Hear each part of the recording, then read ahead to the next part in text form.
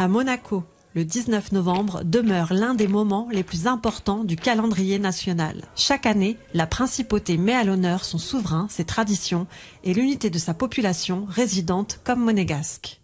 La fête nationale est un événement rituel qui évidemment revient chaque année et qui permet à la communauté monégasque, à la communauté des résidents de la principauté de manifester son attachement à la famille princière, au souverain en premier lieu.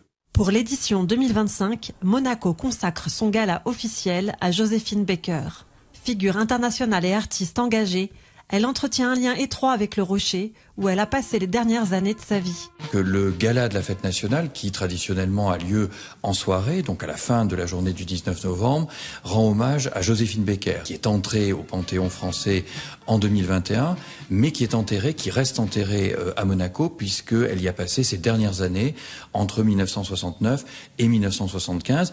Et c'est justement Monaco, la Princesse Grace, la Société des Bains de Mer, qui ont incité Joséphine Baker à remonter sur scène et à préparer son dernier spectacle, celui de Bobino, celui qui va être pratiquement la dernière apparition, puisqu'elle meurt quasiment sur scène. La préparation de cette journée mobilise de nombreux services pendant plusieurs mois. Il y a à cette occasion des remises de décorations dans les différents ordres princiers, l'ordre de Saint-Charles, l'ordre des Grimaldi, aussi le mérite culturel pour les personnalités qui se sont distinguées dans ce domaine. Et puis il y a ces spectacles, et puis il y a évidemment l'aspect militaire, l'aspect religieux. Et cette année, ce sont les carabinieri italiens qui seront à l'honneur sur la place du Palais lors de cette prise d'armes. La participation des jeunes occupe également une place importante. Dans les écoles, les élèves apprennent l'hymne national et rejoignent la place du Palais aux couleurs de Monaco. Les enfants dans les écoles sont invités à s'habiller en rouge et blanc. Alors non pas le jour même puisque ils n'ont pas classe, mais la veille.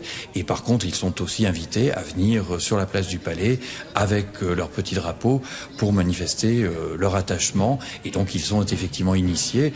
Ils apprennent l'hymne national. Donc évidemment les enfants de nationalité monégasque, mais aussi cette communauté de quasiment toutes les nationalités du monde qui sont représentées dans les 40 000 habitants qui résident à Monaco.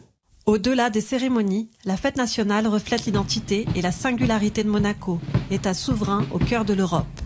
Un événement qui rappelle chaque année la cohésion de la principauté et la force de ses traditions.